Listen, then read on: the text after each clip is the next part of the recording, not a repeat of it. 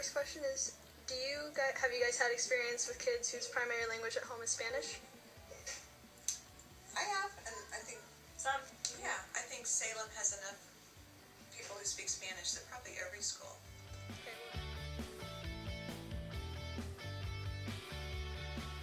Okay, well, do you notice any differences between those kids and other kids?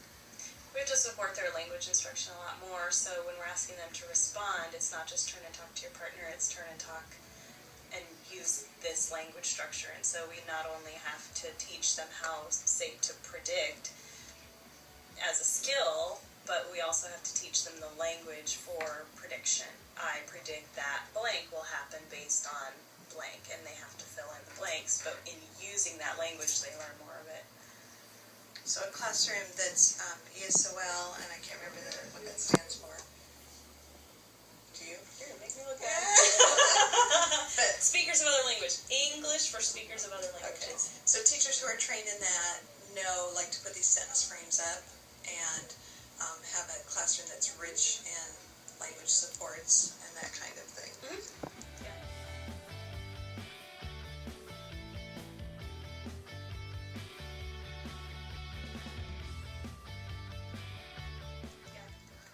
Other than the help that you guys can give kids, like as a teacher or counselor, are there any like programs or like special training that you guys received to help these kids? Well, there's the ESOL training, and if a teacher does that, it's a year-long program, and they get a whole bunch of college credit and a whole bunch of support, and then they have to do some practice teaching with that in the summer.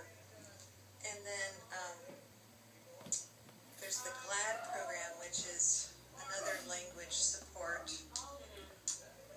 It's another acronym. Yep, constructing meaning is another one. We have a number of programs where teachers receive training. So is your question more about what kind of supports we provide to students outside of the classroom? Yeah, just outside of the classroom. And it depends on the school too. The schools in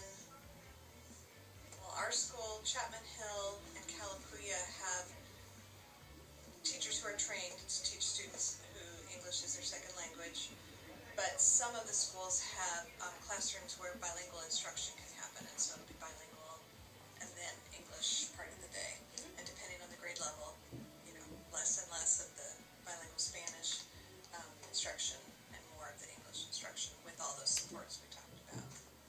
As far as supports outside, I would say there aren't very many in-district supports that are specific to language instruction. There's lots of coaching and help for teachers, but mostly what the students experience with English language support is in the classroom.